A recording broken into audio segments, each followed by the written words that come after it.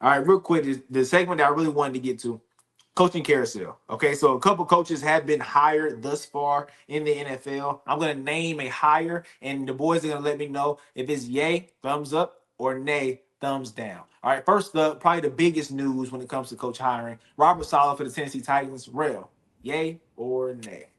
Yeah, you really good signing. Uh, a defensive-minded coach, like you said, has so many injuries. I don't want to say dealt with losing his two best players since week 4 and just turning the 49ers defense up, helping them get this far with literally Facts. nobody. And people blame the New York stint on him, but after I seen what he did in San Francisco, and after I seen what Aaron Glenn did with New York, I can't blame it on him. Zach Wilson was just a bad quarterback, and on top of that, the New York Jets market is just terrible. Like ever Facts. since I was a little kid, I just don't never. I never remember the Jets ever being good, ever, not one time in my life, ever being playoff good or even making the playoffs. And I want to say they made it one time with Rex Ryan, and that's all I can remember. So I think this is a really, really good signing. You got to get a defensive mind in the building, and maybe Cam Ward will be able to handle the rest if you get a good offensive coordinator. So really good signing. Facts. Jared, yay or nay? Robert Saleh. Yeah, most definitely. Last week, if y'all recall, this is the job opening that I said is like the most It's attractive. is attractive. Because of the simple fact that you have your franchise QB. So I thought they were going to lean more so towards the offensive side, maybe. Go get a Mike McDaniel, somebody that could really just make it easy for Cam Ward. But when you have your franchise guy, it's okay to go get a defensive minded coach. And like we say with Robert Saleh, we see what he's done with the 49ers defense multiple times. The Jets defense, they've just plummeted ever since he left. Now, mind you, like we said, he had Zach Wilson. Going into that season, he was supposed to have Aaron Rodgers. If that team has Aaron Rodgers, we saw what Aaron Rodgers did with that team the following year whenever Robert Saleh got dismissed midway through the season, I want to say. 5 games in. Yes, like that team was losing close games, but the defense got worse like as soon as he left immediately. So we know what he can do with the defense. And this is a great signing because this takes pressure off of your young QB. There's two ways you can go about it. You can either build up your offense like we saw Chicago Bears do, build up your offense, make them really, really good. They got a Ben Johnson for Caleb Williams. And now it's, hey, we're just going to outscore the other team. You have a great DC that can, of course, call good plays and help you win games. Or you can say you have a young QB, let's take stress off of him. Let's make a really, really good defense. I think Robert Saleh, he's going to talk to the front office. They're going to draft the right guys. They're going to sign the right guys. And as long as they build a competent offense around Cam Ward, get a wide receiver one, get a better offensive line, this team can honestly compete. Because like I said, this is going to be a long-term process job. This team can compete going into next year because we know that defense will be a lot better than it was this past season. So I like this hiring. I'm going to go not yay, not nay, but I'm gonna go right in the middle. And it to me, this is going to Giving depend it a on meh? what we see. Huh? Giving it a meh? Yeah, it's a meh, meh, meh. And the only reason why I'm saying that is because I got to see who the OC is. The OC that I wanted them to get is gone. He went to the Chargers, Mike McDaniel, right? I want to see Mike McDaniel with an actual quarterback and not with Tua, right? So it depends on who the OC is because you're right. You can just build the defense up and that put less stress on Cam Ward. He has a natural talent, so maybe he can help them, help them get to winning. But I think that if you don't hit him the OC, then Cam Ward will not develop like you want him to, right? And that's going to slow down the whole team because we all know you need a quarterback in this league. And Robert Saleh, the best thing about this is he did what he did this year with San Francisco with a bunch of meh players, right? It's a bunch of meh players in Tennessee right now outside of Jeffrey Simmons. So we just got to see who the OC is. To me, that's going to determine if this is a yay or nay for the Tennessee Titans. All right. Real. Next up, Kevin Stefanski for the Atlanta Falcons. Yay or nay? I'm gonna give it a May. I'm gonna give it a May. Yeah, Mhm. I think it's right in the middle because there's a couple pros and cons to Kevin Stefanski. The Browns, they went to the playoffs a couple of times. I want to say Kevin Stefanski has like 2 Coach of the Years, but and I hate the Falcons. I really hate the Falcons, but I gotta keep it 100. I gotta be the realest on here, and I think Kevin Stefanski is a good play caller. And he knows how to use the running back position. You talk about Nick Chubb. You talk about what he did with Jukins. I think coming to Atlanta with Bijan Robinson, I think Yes. it's a perfect. I think Yes. Atlanta fans, Bijan Robinson is a top 10 talent in the NFL. So you just got to find somebody to get him the ball. And I think Kevin Stefanski is the exact guy to do that. You talk about Nick Chubb. He used to love Nick Chubb, just giving him the ball every play. He used to love Kareem Hunt. So he comes into another two-back system. And the only reason I say nah is because Kevin Stefanski, yeah, he loves to run the ball. He's going to get the run game going. But what has he done with the QBs? We talk about Baker Mayfield, who was the first overall pick. And nothing. Didn't get nothing out of him. He ended up trading him or releasing him, one of the two. Then you talk about Deshaun Watson, a superstar QB, an absolute should have been a multi-time MVP right now. In my opinion, should have been a Super Bowl ring champion, especially going to the team that he went to on the Browns. Those are two should have been superstar Pro Bowl QBs that just failed in this Kevin Stefanski system. So that's one reason I say, man, like I give him a really good thing and a really good bad thing. And that's just the truth to that. Falcons, y'all suck though. Jerry, yay or nay for Kevin Stefanski? You know what? I'm feeling a little nice today. I'm gonna give it a yeah. So when I first heard this hire, I said, "What are they doing? This is like stupid. Why?"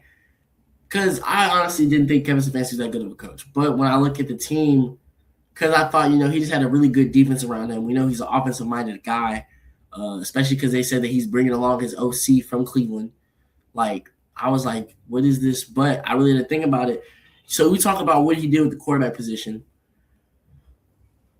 He's never had he got Baker Mayfield to the playoffs, but then we saw Baker Mayfield drop off.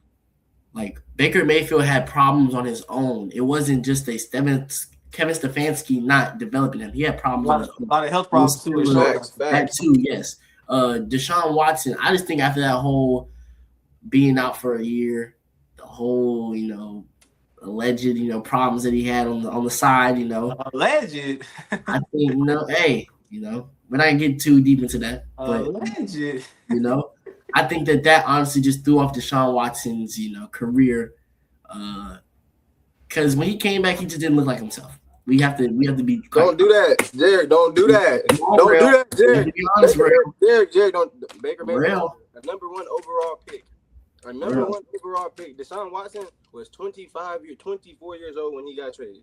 Coming off of not playing football for a whole year. He didn't play football for a year. It's hard to bounce back from that. That's even better. You know why that's better? Whenever Deshaun Watson got traded, I was like, oh, he's 25 years old. But he's really 24 because he ain't played a whole year. That's what makes him even more scary. Yes, you can say that because health-wise. But I tell you what, I don't know where his head was at. I tell you what, with Baker, I agree with Rell because look at what happened when he left. Right, and you can say playing with Sean McVay helped them out, and then going to the Bucs with all these good weapons. Like, it's a difference between Browns Baker and Tampa Bay. Most definitely. Look at what he walked into. No doubt. But then with Deshaun, I'm on Jerrick's side because at least we're gonna say it's 50-50. We can't just blame it all on Kevin Stefanski. We're gonna at least say it's 50-50. Either Deshaun is not the same, or Kevin is not as good of a QB developer or a QB guy as like Rell is saying. So the verdict is out for that one because we're gonna see Kevin go somewhere else, and then Deshaun, who knows? He might come back. We don't know, right? But I'm gonna definitely agree with Jerrick on Baker. I'm agree with Rell on Baker. Agree with Jerrick on Deshaun. But go ahead, Jerrick. So when you also look at this offense, outside of having a running back, what has he had at the receiver position? Honestly. He got Odell Beckham Jr. We know he wasn't the same. He got Jarvis Landry. As soon as Jarvis Landry left Miami, it's like he left his ability to be a top whatever wide receiver. Like, he wasn't the same guy.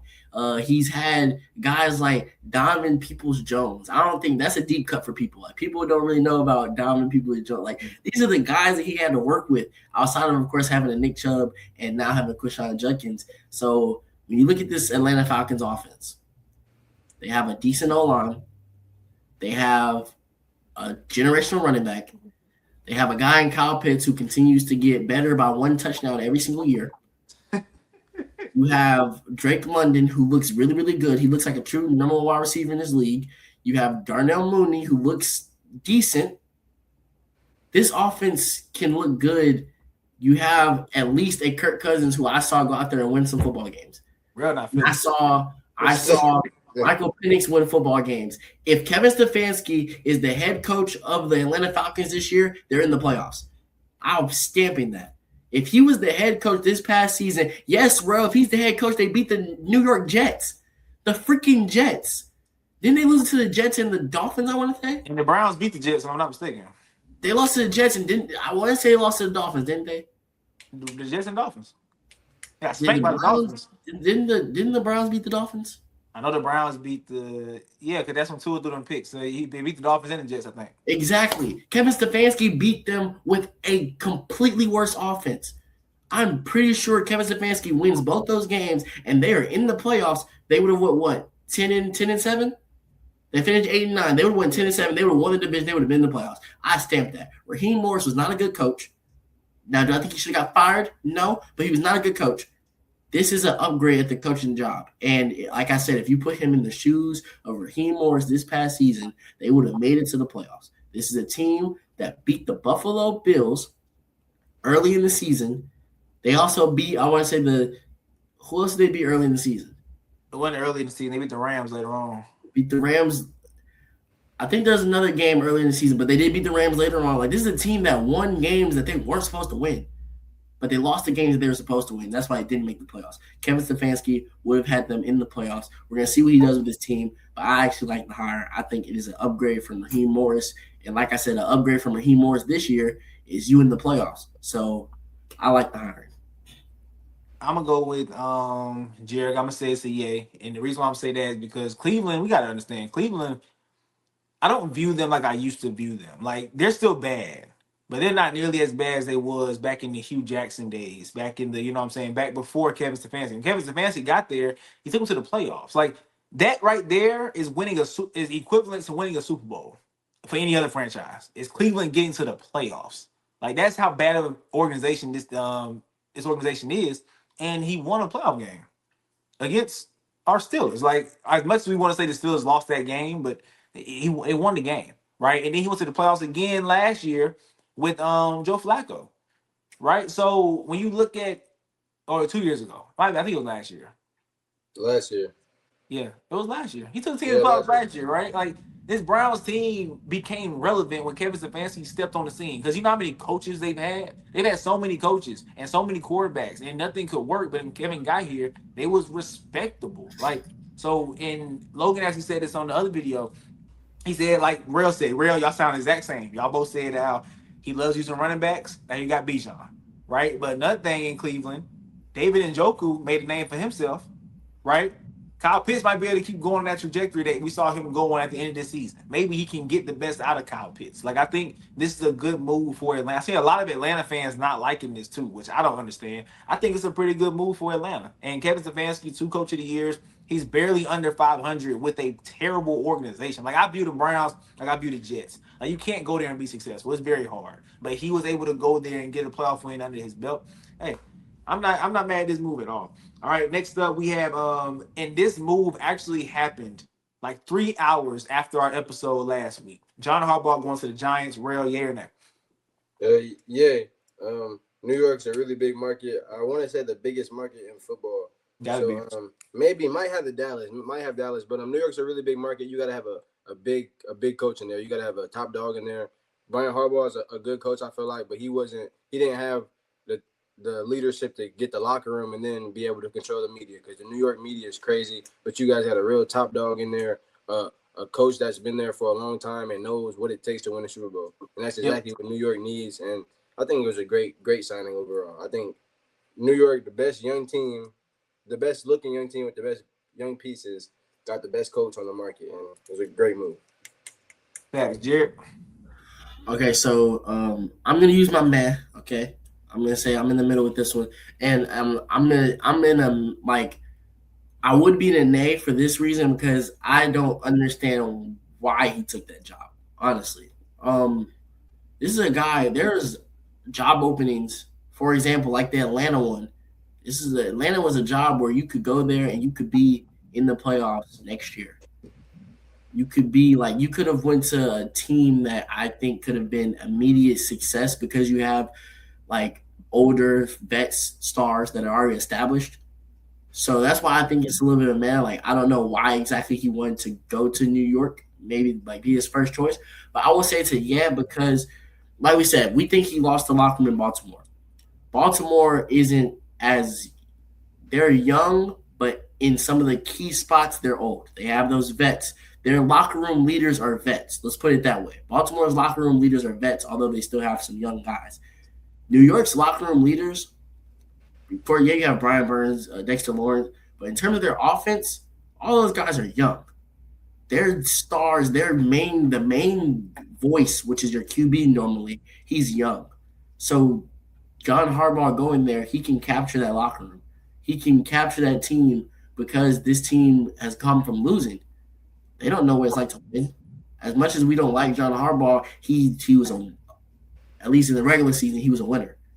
He produced winning seasons, and that is what you need in New York. So I'm not gonna go as far to say like he's gonna find tremendous success with this team. I think he'll turn around this organization. I think this is just me talking here. I think that he will set this team up, and then the next coach will come in, and the next coach might be able to take them to an NFC Championship or something down the line with Jackson Dart. I think he's going to build up this team. I think it's almost going to be similar to what we would have thought Pete Carroll would have done with the Raiders. Pete Carroll would have came in with the Raiders, like established their foundation, and then retire or get fired, and then another coach would have came in and took over. But so I mean, like you said, this is the best young team in the NFL. One of the best young teams in the NFL. You have Jackson Dart. You have your QB of the future. You have Cam Skadboo in the backfield. You have Malik Neighbors. Even Wandale Robinson's a good second option. You have a talented defense. Abdul Carter, Brian Burns, Dexter Lawrence, Kevon Thibodeau. Like you have guys on this team, and he can really make some things shake. So, but just overall, I'm gonna give it a man. I'm gonna give it a yay. This was my most attractive head coaching spot, and seeing a winning head coach go there. Like all the head coaches that they've hired over the past couple years have not been head coaches prior. They've all been like coordinators. One of them was a special teams coach that they hired as the head coach. But John Harbaugh is a winner, and he has a good resume with the Ravens. Like the Ravens have always been a good team under John Harbaugh. I can't remember when the Ravens were ever like poverty unless like Lamar was hurt or something like that. But this is good for the Giants. I think that this could look a lot like CJ Stroud's first year in Houston. I think that this is a quarterback that to me he did a lot with a little this year. And it looked worse down the stretch, but that's when all his players was banged up. The season was pretty much over. But for the most part, I thought he did pretty well without his number one weapon on the team, which is Malik Neighbors. Without Cam Skadboo for most of the year, which is his best running back, right? So if you add a couple more pieces to the offense, the defense to me, as long as you have a good pass rush, you're set, right? The secondary don't got to cover as long. Abdul Carter, I talked about it last week. Beginning of the season, he wasn't that great. He finished the season off strong. Him, Brian Burns, Dexter Lawrence, Kayvon Thibodeau, they should be able to get enough of a pass rush to help this secondary out. I said they should trade this fifth pick, trade it back, trade with the Rams, get 2 first-round picks, add a good old lineman, add a good secondary player, or add a good old lineman, add a good receiver. Like, they have flexibility. They can make moves to make this team low-key. Like, the people don't realize the NFL is deep now. Like it's deep. If you think about next year, like y'all think this year was good, wait till next year, right? Like I could see the Giants being a wild card team, but it's hard to say because of all the talent in the NFC. But I think it can happen. I think John Harbaugh brings that winning culture, and he can flip this thing around quick. I don't think it's gonna take a couple years to get it down. All right. And last but not least, this one shouldn't even take long because we don't. Jeff is it Halfley? Am I tripping? Yeah, Jeff Halfley, defense coordinator for the Packers is not a head coach for the Dolphins. Rell, yay or nay? Yeah, I just want to say nay. I'm gonna make it fast. I feel like Miami will be in an even worse position than they were last year. They had to drop their season tickets to $1 because at one point nobody wanted to watch the Dolphins. So maybe that's why they wanted McDaniels gone. But that was the wrong move. I promise you, they will be in an even worse position than they were this year. And I feel like they might think about keeping Tua. To be 100% honest with you, I think they're thinking about keeping Tua. And I think they're thinking about making that defense better because the defense was so bad this year. And I don't know who this guy is, to be 100% honest with you. But I could give you some facts. And minus the Minnesota Vikings game, which was a rusher starters week 18 game, Their last 3 games of the season against the Bears, Ravens, and Bears. 3 must-win games. One was to advance to the next round. The other 2 were to win the division, possibly. They allowed, I want to say, 94 points in those 3 games, which he's the defensive coordinator. You pin that blame on him. And last thing I want to say, Miami, what are you doing? Your defensive coordinator right now, Weaver, I want to say his name is. I don't really know him, but he's on a head coaching run right now. I want to say he getting interviews. He's interviewed every team, so I don't know. I don't bad call. You got a double thumbs down for me. I don't like it. I hate it. Yeah. Yeah, I'm definitely giving this one a thumbs down. Like Tua's gonna get this man fired. I don't think people don't realize Tua is the problem. As long as Tua is the problem, and you didn't bring in an offensive-minded guy to work with Tua, now we will have to see what their offensive coordinator hire will be. But Tua is the problem, and you're not gonna bring in a guy that can maximize Tua's abilities or what he has. You're cooked. You're honestly cooked. It doesn't matter how good you get that defense, you will be scapegoated as long as this franchise puts their beliefs behind Tua. Now we could see a situation where he builds this defense, and then this turns into a Cleveland Browns situation where they move on from Tua, like the Browns moved on from Baker Mayfield, and then they give him some more years to be there, and he has a really good defense, and then tries to find something in the offense. But as long as you have Tua there, if they're expecting immediate success, this guy's going to be fired fast. So I feel bad for you, brother. I don't know why you took the job, honestly. But hey, good luck to you. But it's a thumbs down for me. Not only that, but you got to play Josh Allen and Drake May 4 times a year. So please show me that you a defensive, show me you a really good defensive mind, because you will have your hands full. But talent, at least right now, unless they go sign guys. That's what I'm saying. Who do they have? I can think of. There's only 2 names on your defense: DeAndre Baker, Minkah Fitzpatrick. That's all you got. I think Minkah can only be great. He can only be great if he has really good players around him. It's hard to be a really good safety when the rest of your defense sucks. It's really hard. I feel like low-key a part of Minkah's downfall was that our defense was so bad at the run that most of his plays is him coming downhill and making tackles.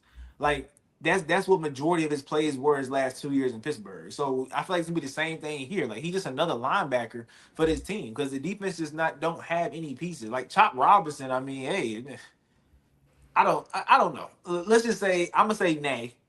But this is going to take a couple years to get right. So don't expect instant success from Miami. I think same with Tennessee. Give Jeff. If you believe in Jeff Hafley, give him a couple years, because this is not going to be cute the first couple years. I can guarantee you that, especially if you want to run it back. Feeling like it's 7, leave a comment down below.